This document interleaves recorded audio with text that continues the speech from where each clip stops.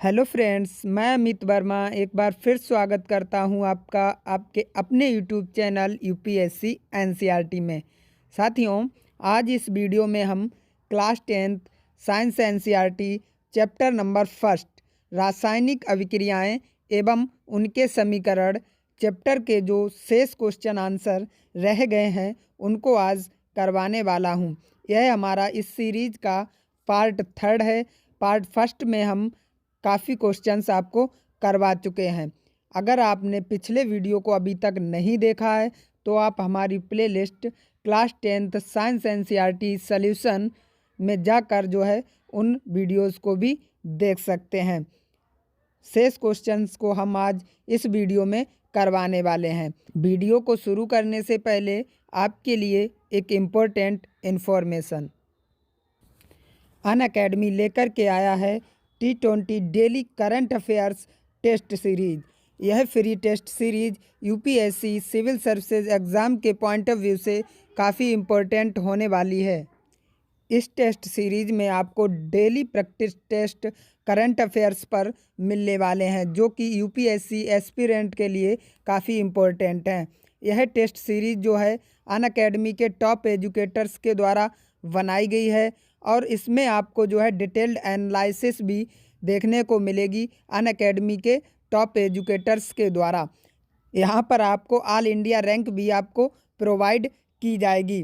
साथ ही यहाँ पर आपको एक इम्पोर्टेंट थिंग देखने को मिलेगी, वो ये है कि यह टेस्ट सीरीज जो है दोनों भाषाओं में होने वाली है। हिंदी और इंग्लिश दोनों भाषाओं में आप इस टेस्ट को दे सकते हैं। अगर हम इस टेस्ट के बारे में बात करें तो यहाँ पर आपको 20 क्वेश्चन मिलने वाले हैं और यहाँ पर आपको समय मिलेगा 20 मिनट का और इसके जो टोटल मार्क्स होंगे वो होंगे 40 मार्क्स। और यह टेस्ट जो है डेली 7:30 PM पर होने वाला है। डिटेल्ड टेस्ट एनालिसिस सेशन भी आपको यहाँ पर करवाए जाएंगे। अपने आप को इस टेस्ट सीरीज में इनरोल करने के लिए आपको अनअकैडमी लर्निंग ऐप डाउनलोड करना है प्ले स्टोर से। और यदि आपने अभी तक जो है रजिस्टर नहीं किया है तो अनअकैडमी लर्निंग ऐप पर रजिस्टर हो जाइए और टेस्ट सीरीज वाले सेक्शन में सी ऑल पर क्लिक करिए। अपने आप को इस टेस्ट सीरीज में इनरोल करिए और फ्री टेस्ट का जो है प्रॉफिट उठाइए। इस टेस्ट सीरीज में एक्सेस करने के लिए आपको यूज़ करना है हमारा रेफरल कोड UNYT10।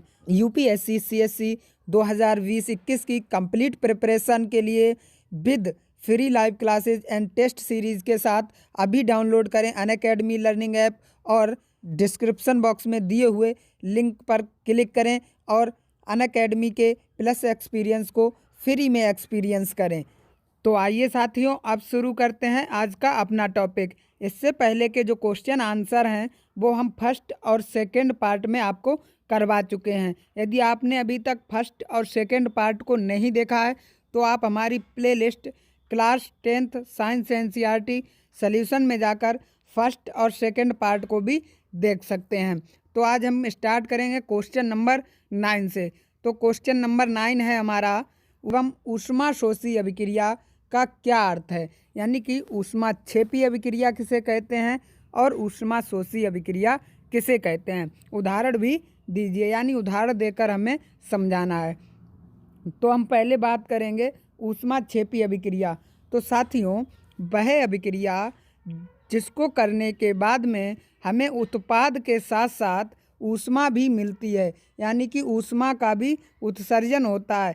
यानी कि किसी अभिक्रिया को करने के बाद में उत्पाद के रूप में हमें उत्पाद के साथ साथ अगर ऊष्मा प्राप्त होती है तो उसे हम ऊष्माक्षेपी अभिक्रिया कहते हैं। यानी कि ऊष्मा का क्षेपण भी हो, ठीक है, ऊष्मा का भी जो है उत्पादन हो, उसे हम कहते हैं ऊष्माक्षेपी अभिक्रिया। जैसे कि प्राकृतिक गैस का दहन, यानी कि हम प्राकृतिक गैस CH4 का अगर हम दहन करते हैं ऑक्सीजन की उपस्थिति में तो हमें प्राप्त होता है कार्बन डाइऑक्साइड और प्लस H2O, ठीक है, जल प्राप्त होता है, ठीक है, और साथ ही हमें मिलती है ऊष्मा, ठीक है। यदि ऊष्मा मिली तो समझो हमारी कैसी अभिक्रिया हो गई, तो हमारी अभिक्रिया हो गई ऊष्माक्षेपी अभिक्रिया, ठीक है। आपको याद रखना है कि जिस अभिक्रिया में उत्पाद के साथ साथ ऊष्मा भी निकलती है उसे हम कहते हैं ऊष्माक्षेपी अभिक्रिया।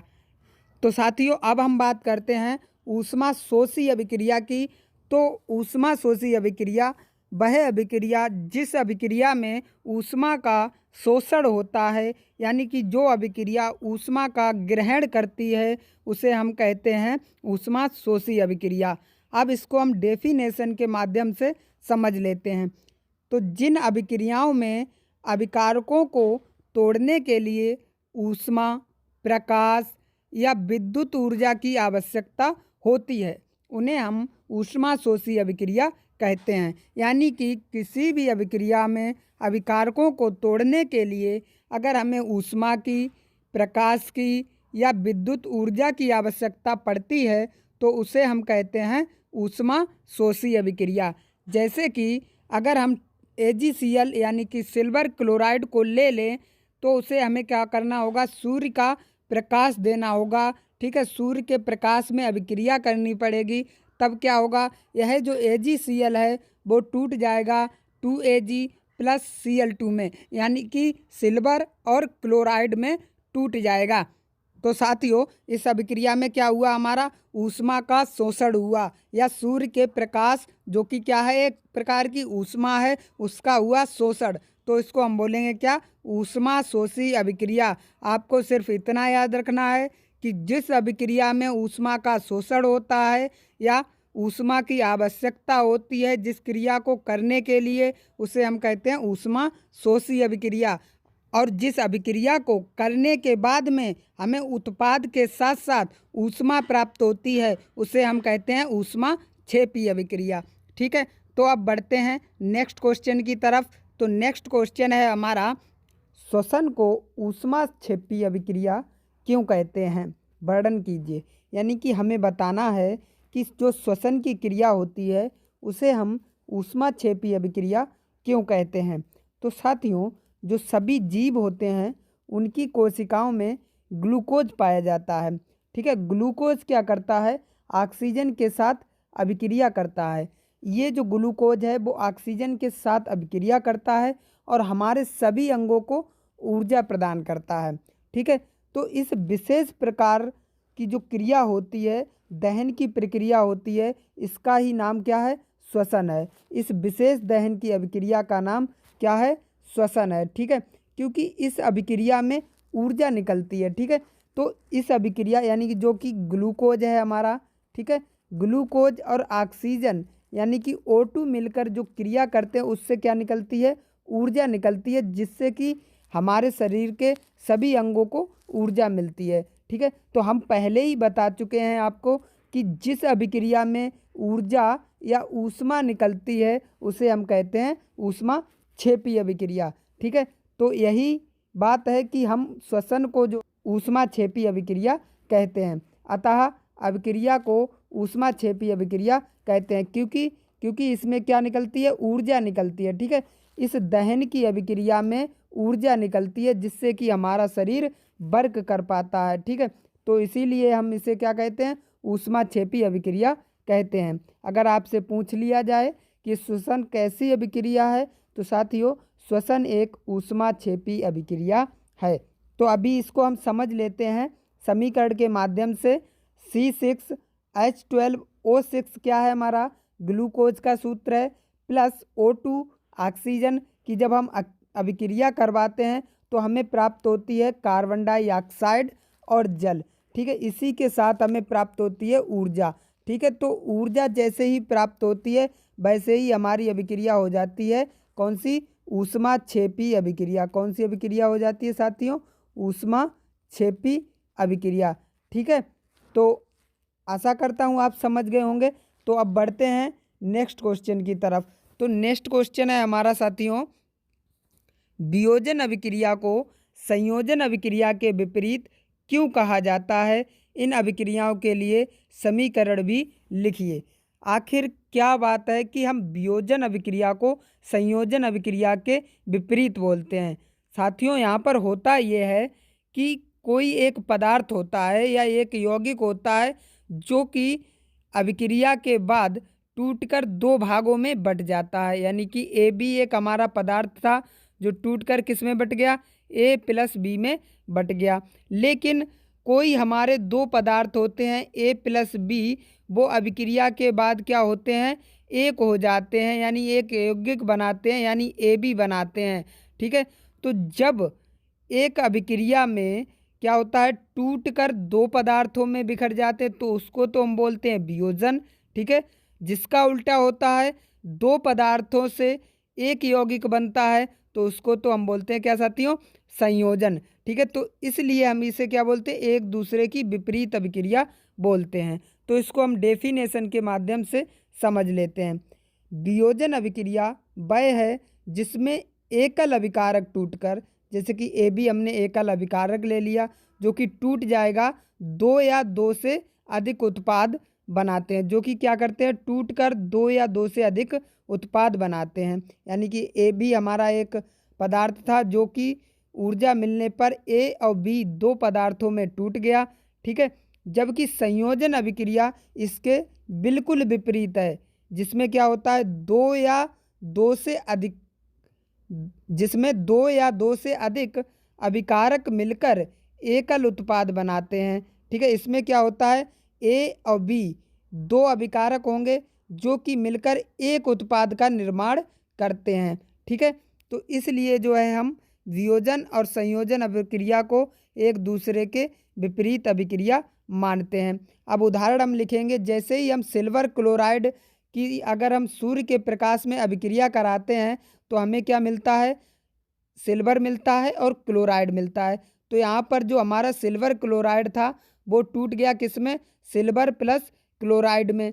ठीक है, जब सिल्वर प्लस क्लोराइड में टूट गया तो इसको हमने क्या बोला, वियोजन अभिक्रिया।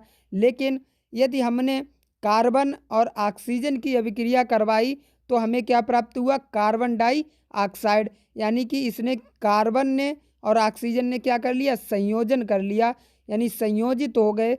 तो क्या बना हमारा, कार्बन डाइऑक्साइड बना। तो ये हमारी कैसी अभिक्रिया हो गई, संयोजन अभिक्रिया हो गई। ठीक है, तो अब बढ़ते हैं नेक्स्ट क्वेश्चन की तरफ। तो साथियों नेक्स्ट क्वेश्चन है हमारा, उन वियोजन अभिक्रियाओं के एक एक समीकरण लिखिए जिनमें ऊष्मा, प्रकाश एवं विद्युत के रूप में ऊर्जा प्रदान की जाती है। तो यहाँ पर कह रहे हैं हमसे कि वियोजन अभिक्रियाओं के उदाहरण लिखिए जिसको करने के लिए, उस अभिक्रिया को करने के लिए हमें या तो ऊष्मा की आवश्यकता पड़े या प्रकाश की या विद्युत की। ठीक है, तो साथियों सबसे पहले हम लिखेंगे ऊष्मा द्वारा वियोजन अभिक्रिया का उदाहरण। तो हमने यहाँ पे लिया कैल्शियम कार्बोनेट, जो कि ऊष्मा जब इसको दी जाती है तो क्या होता है, ये दो भागों में टूट जाता है। ठीक है, इससे क्या बनती है, हमारी वियोजन अभिक्रिया। तो हमें उत्पाद में क्या प्राप्त होता है, हमें उत्पाद में प्राप्त होता है कैल्शियम। ठीक है, कैल्शियम ऑक्साइड, और साथ ही मिलता है कार्बन डाइऑक्साइड। ठीक है, तो ये मिलता है, ये कब मिलता है, जब हम इसको ऊष्मा प्रदान करते हैं तब। ठीक है, इसके बाद हम प्रकाश द्वारा वियोजन अभिक्रिया का उदाहरण लिखते हैं। तो प्रकाश द्वारा वियोजन अभिक्रिया का उदाहरण है सिल्वर क्लोराइड को जब हम सूर्य के प्रकाश में अभिक्रिया कराते हैं तो हमें क्या मिलता है, सिल्वर प्लस क्लोरीन मिलता है। ठीक है, इसके बाद हम विद्युत द्वारा वियोजन अभिक्रिया लिखते हैं। साथियों जब हम जल में विद्युत धारा प्रवाहित करते हैं तो हमें हाइड्रोजन गैस और ऑक्सीजन गैस प्राप्त होती है। ठीक है, तो इस प्रकार से ये हमारे ऊष्मा द्वारा वियोजन अभिक्रिया, प्रकाश द्वारा वियोजन अभिक्रिया और विद्युत द्वारा वियोजन अभिक्रिया के उदाहरण थे। ठीक है, आपको इनको याद कर लेना है। ठीक है, अब बढ़ते हैं नेक्स्ट क्वेश्चन की तरफ। तो नेक्स्ट क्वेश्चन है हमारा, विस्थापन एवं द्विविस्थापन अभिक्रियाओं में क्या अंतर है, इन अभिक्रियाओं के लिए समीकरण भी लिखिए। तो साथियों विस्थापन अभिक्रिया में क्या होता है, इन अभिक्रियाओं में अधिक क्रियाशील तत्व जो हैं कम क्रियाशील तत्व को उसके यौगिक से विस्थापित कर देते हैं। कहने का मतलब ये है साथियों, जो तत्व अधिक ताकतवर होता है, ठीक है, वो छीन लेता है किसी अन्य तत्व का जो कम शक्तिशाली होता है उसका तत्व। जैसे कि अब हम गिब्स करें तो क्या करेगा, ये जो ए है मान लो अधिक शक्तिशाली है तो ये सी कम शक्तिशाली है, तो ये सी से क्या करेगा, वी को छीन लेगा, अपने साथ मिला लेगा। तो इस प्रकार से जो अभिक्रिया बनेगी उसे हम बोलेंगे विस्थापन अभिक्रिया। और यही क्रम अगर दो स्थानों पर होता है, जैसे कि हम ले लें AB ले लें, ठीक है, प्लस CD ले लें और गिब्स लगाएं, यानी कि अब क्या हो, A जो है किसके साथ अभिक्रिया कर ले, C के साथ, ठीक है, तो AC बन जाएगा। प्लस अगर B जो है D के साथ अभिक्रिया कर ले, कहने का मतलब है कि A ने क्या किया, अपने तत्व का स्थान बदल कर जो है आदान प्रदान कर लिया। A ने और C ने अपने तत्वों का क्या कर लिया, आदान प्रदान कर लिया। यानी कि यह विस्थापन कितनी जगह पे हुआ साथियों, दो जगह पर हुआ। तो ये हो गई हमारी द्विविस्थापन अभिक्रिया। ठीक है, विस्थापन अगर एक स्थान पर होता है तो विस्थापन अभिक्रिया, अगर दो स्थानों पर होता है तो द्विविस्थापन अभिक्रिया। तो अभी हम उदाहरण देख लेते हैं। यहाँ पर हमें दिया है ए अधिक क्रियाशील है। कौन? ए अधिक क्रियाशील है। जैसे कि हमने जिंक लिया, ठीक है, Zn, और सिल्वर नाइट्रेट की जब अभिक्रिया करवाई तो यहाँ पर क्या था, जिंक अधिक क्रियाशील था। तो जिंक ने क्या किया, नाइट्रेट को अपने साथ मिला लिया। ठीक है, तो जैसे ही नाइट्रेट को अपने साथ मिला लिया तो वैसे ही ये अभिक्रिया हो गई हमारी विस्थापन अभिक्रिया। ठीक है, तो विस्थापन अभिक्रिया हो गई। अब Ag कैसा रह गया, अकेला रह गया, क्योंकि इस जिंक ने क्या किया, Ag का जो तत्व था वो अपने पास मिला लिया। ठीक है, अब हम बात करते हैं द्विविस्थापन अभिक्रिया की। इन अभिक्रियाओं में उत्पादों का निर्माण दो यौगिकों के बीच आयनों का आदान प्रदान हो जाता है। क्या होता है कि जैसे कि हमने पोटेशियम ब्रोमाइड लिया, ठीक है, अब क्या होगा, यहाँ पर पोटेशियम क्या करेगा, ब्रोमाइड को अलग कर देगा। ठीक है, और ये किसको ले लेगा, इधर से ले लेगा आयोडाइड को। किसे ले लेगा, आयोडाइड को ले लेगा और अपने साथ मिला लेगा, यानी कि बना लेगा पोटेशियम आयोडाइड।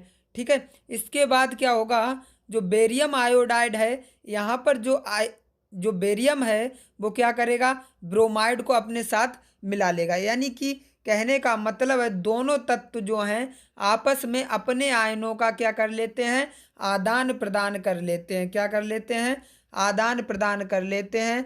तो इस प्रकार की अभिक्रिया को हम बोलते हैं द्विविस्थापन अभिक्रिया। ठीक है, तो अंतर सिर्फ इतना है कि यहाँ पर विस्थापन एक स्थान पर होता है और यहाँ पर विस्थापन दो स्थानों पर होता है। ठीक है, अब बढ़ते हैं नेक्स्ट क्वेश्चन की तरफ। तो नेक्स्ट क्वेश्चन है हमारा, सिल्वर के शोधन में सिल्वर नाइट्रेट के विलयन से सिल्वर प्राप्त करने के लिए कॉपर धातु द्वारा विस्थापन किया जाता है। इस प्रक्रिया के लिए अभिक्रिया लिखिए। तो साथियों, यहाँ पर हमसे कहा जा रहा है कि सिल्वर नाइट्रेट के विलयन से, ठीक है, कॉपर की मदद से क्या करना है, हमें सिल्वर को अलग करना है। ठीक है, तो सिल्वर का विस्थापन करने के लिए हमारा जो समीकरण बनेगा कुछ इस प्रकार से बनेगा। कॉपर और सिल्वर नाइट्रेट की जब अब हम अभिक्रिया करवाएंगे तो हमें प्राप्त होगा कॉपर नाइट्रेट CuNO3 का होल ट्वाइज, ठीक है, प्लस 2Ag। ठीक है, यानी कि इस प्रकार से हम क्या करेंगे, इस प्रकार से हम कर देंगे सिल्वर का विस्थापन। ठीक है, अब बढ़ते हैं नेक्स्ट क्वेश्चन की तरफ। तो नेक्स्ट क्वेश्चन है हमारा, अवक्षेपण अभिक्रिया से आप क्या समझते हैं, उदाहरण देकर समझाइए। तो साथियों, अवक्षेपण का मतलब होता है किसी जलीय विलयन से, किन्हीं दो जलीय विलयन से क्या करेंगे, हम कोई अवक्षेप यानी कि ठोस पदार्थ को प्राप्त करेंगे तो उसी को कहते हैं हम अवक्षेपण। ठीक है, तो जिस अभिक्रिया में अभिलेय अवक्षेप का निर्माण होता है, यानी कि कोई भी अभिक्रिया करें उसमें दो अभिलेय हैं, ठीक है, यानी कि जलीय विलयन है लेकिन कैसे हैं, अभिलेय हैं, उसमें से क्या करेंगे, अवक्षेप का निर्माण होता है तो उसे हम क्या बोलते हैं, अवक्षेपण अभिक्रिया बोलते हैं। जैसे निम्न अभिक्रिया में, नीचे की अभिक्रिया में बेरियम सल्फेट के सफ़ेद अभिलेय अवक्षेप का निर्माण होता है, इसलिए यह एक अभिक्षेपण अभिक्रिया है। यानी कि हम बेरियम क्लोराइड और पोटेशियम सल्फेट का जब विलयन लेते हैं तो हमें क्या मिलता है, तो हमें मिलता है बेरियम सल्फेट और साथ ही मिलता है पोटेशियम क्लोराइड। क्या, अब बढ़ते हैं नेक्स्ट क्वेश्चन की तरफ। तो नेक्स्ट क्वेश्चन है हमारा, ऑक्सीजन के योग या ह्रास के आधार पर निम्न पदों की व्याख्या कीजिए। प्रत्येक के लिए दो उदाहरण भी दीजिए। हमें क्या करना है यहाँ पे, हमें करना है ऑक्सीजन के योग या ह्रास के आधार पर निम्न पदों की व्याख्या करनी है। ठीक है, इसके लिए हमें उदाहरण भी देने हैं। तो साथियों, मैं उपचयन और अपचयन को पहले भी बता चुका हूँ कि उपचयन क्या होता है, अपचयन क्या होता है। ठीक है, तो उपचयन में क्या होता है, उपचयन में साथियों ऑक्सीजन की होती है वृद्धि या होता है योग।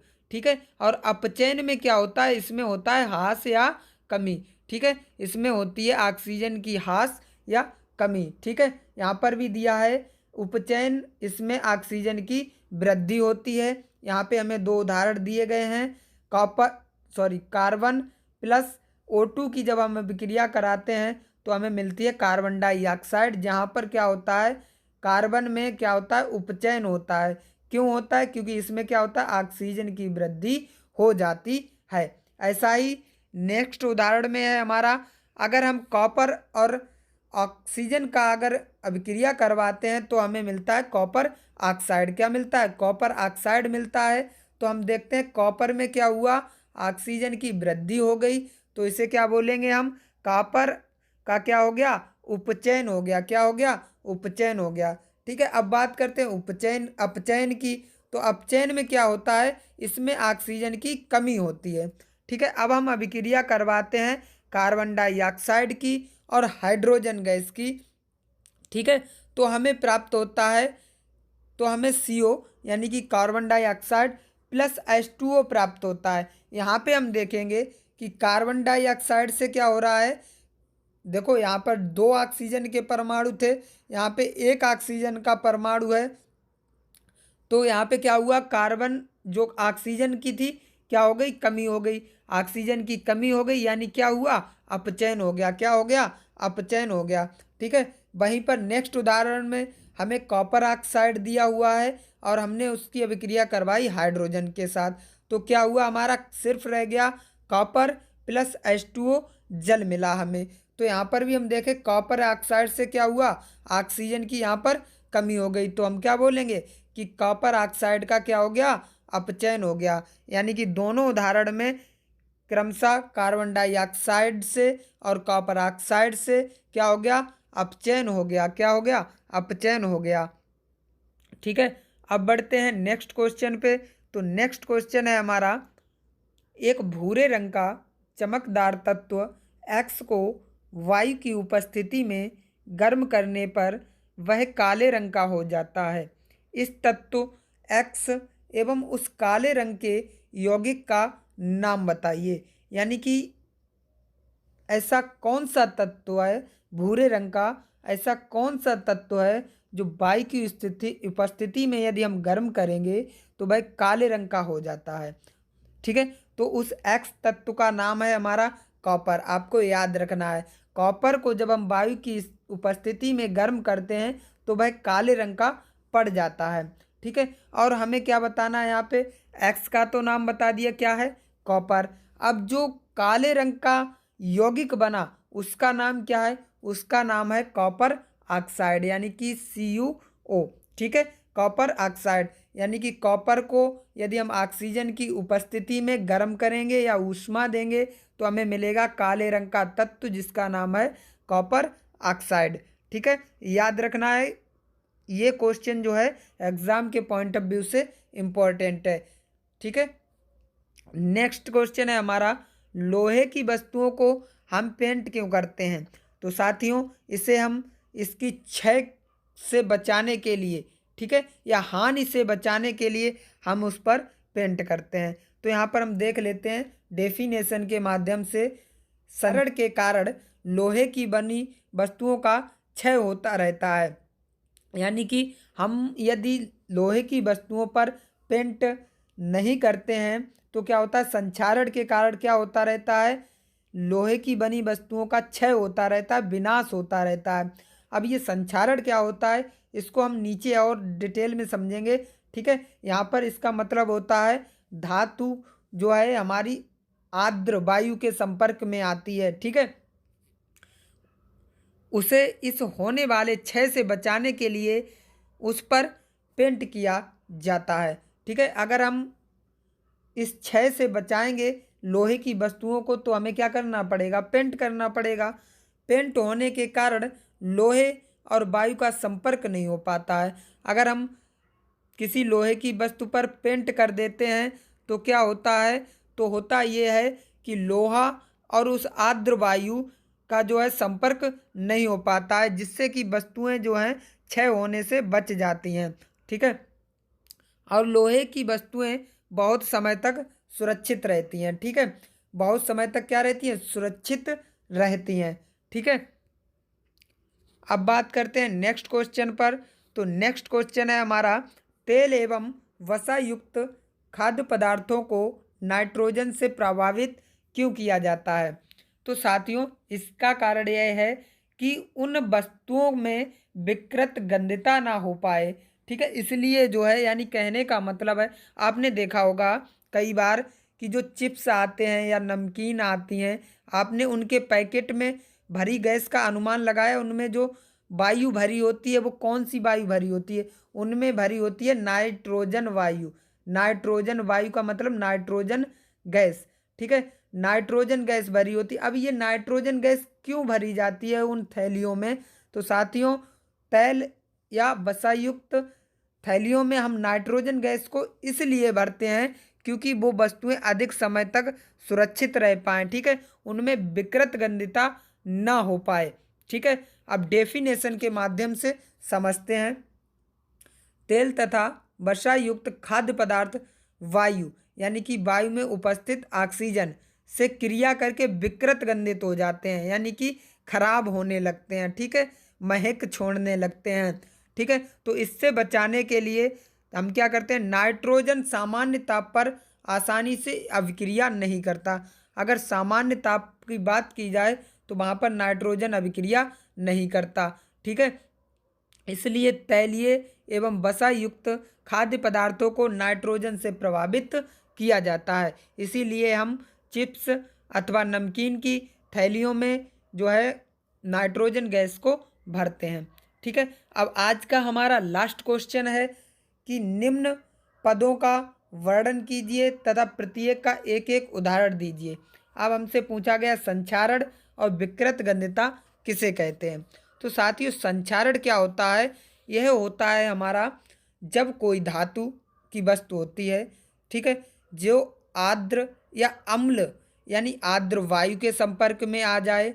ठीक है, यानी कि जो आर्द्र वायु कैसी, जिसमें जल भी हो। ठीक है, जल की भी मात्रा पाई जाए।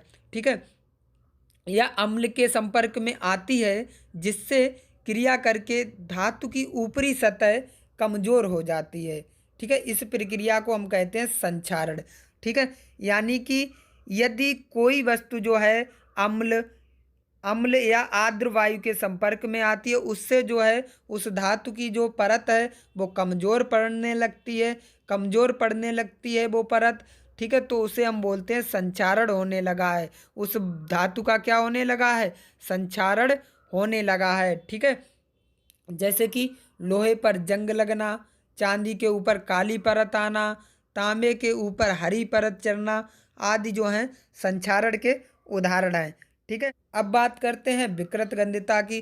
तो विकृत गंधता भी जो है वस्तु के नष्ट होने से ही संबंधित है, लेकिन यह संबंधित है तैल एवं वसा युक्त खाद्य पदार्थों से, जो कि वायु के संपर्क में आने से क्या हो जाते हैं, विकृत गंधित हो जाते हैं, यानी कि महक जाते हैं, सड़ने लगते हैं अधिक जल्दी। ठीक है, जैसे इसका उदाहरण है चिप्स की थैली में ऑक्सीजन हटाकर उसमें नाइट्रोजन जैसे कम सक्रिय गैस को भरना विकृत गंधता को रोकने के लिए किया जाता है। ठीक है, तो ये था आज का चैप्टर हमारा, और ये यहाँ पर समाप्त होता है हमारा आज का चैप्टर। ठीक है, तो हमने फर्स्ट चैप्टर के सभी क्वेश्चन आंसर जो हैं 3 पार्ट में जो है कवर किए। पहले चैप्टर के फर्स्ट पार्ट में हमने पाठगत प्रश्नों को किया। सेकंड और थर्ड पार्ट में हमने जो है इसके अभ्यास प्रश्नों को हल किया। ठीक है, और अच्छे से समझा। तो आशा करता हूँ आपको ये वीडियो पसंद आ रहे होंगे। तो यदि आपको वीडियो अच्छा लगा हो तो वीडियो को लाइक करें और चैनल को सब्सक्राइब करें। Thank you for watching this video.